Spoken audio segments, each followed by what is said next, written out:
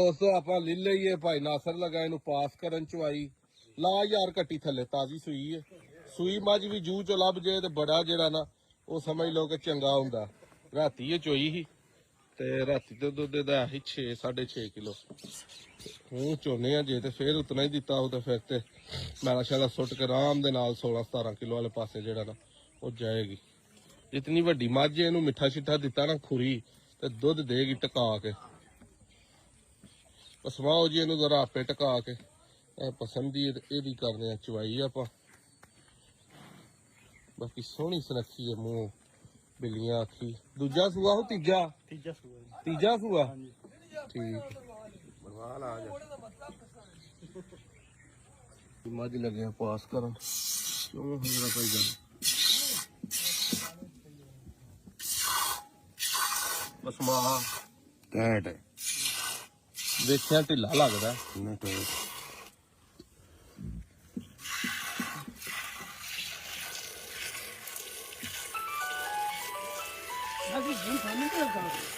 ਹੁਣੇ ਨਾ ਹੁਣੇ ਕਿਉਂ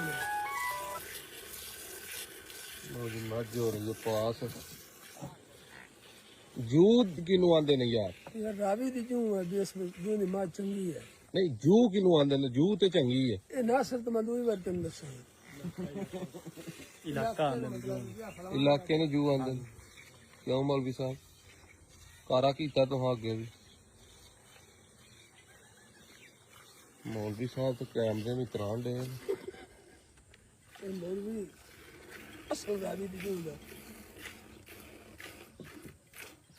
ਰੰਗ ਹਾਂ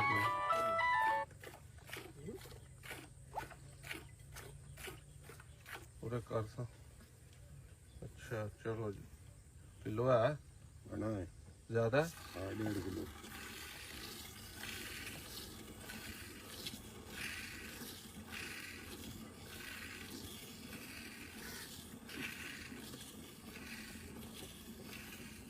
गड़वा डूगा जो ना बाल्टी ते आए नहीं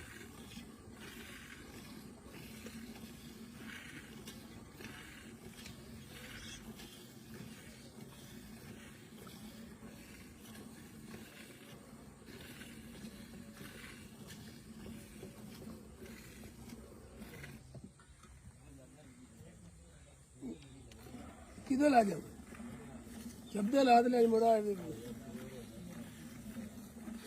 ਚਵਾਈ ਦੋਸਤੋ ਦਾ ਪਾਸ ਬਿਲਕੁਲ ਦੁੱਧ ਅੱਗੋਂ ਜਾ ਕੇ ਵੇਖੋ ਇੰਜਦੀਆਂ ਤੇ ਹੁੰਦਾ ਸ਼ੱਕ ਹੀ ਹੈ ਤੇ ਜਾ ਕੇ ਚੱਲਣ ਤੇ ਬੜਾ ਹੀ ਚੱਲਦੀਆਂ ਨਾ ਚੱਲਣ ਤੇ ਗੜਾ ਖੋਟੀਆਂ ਵੀ ਨਿਕਲ